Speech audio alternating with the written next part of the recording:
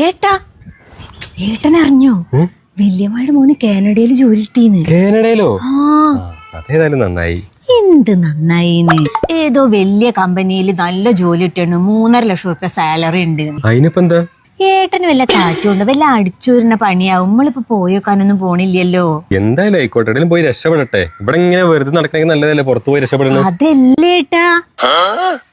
ഓ 100 ആയിസതാ അമ്മായിയെ വിളിക്കണ്. ഇനി കുറച്ച് തള്ളിമറക്കല് കേക്കണ്ടേ വരും. ഹലോ അമ്മായിയെ. അതെ, കാനഡയിലോ? ഞാനല്ലെങ്കിൽ എപ്പോഴും പറയും ഓന് നല്ലൊരു ജോലി തന്നെ കിട്ടുന്ന്. ആ എന്നിട്ട് എന്നാ പോണേ? ഈ വരണ ഞായറാഴ്ചേ?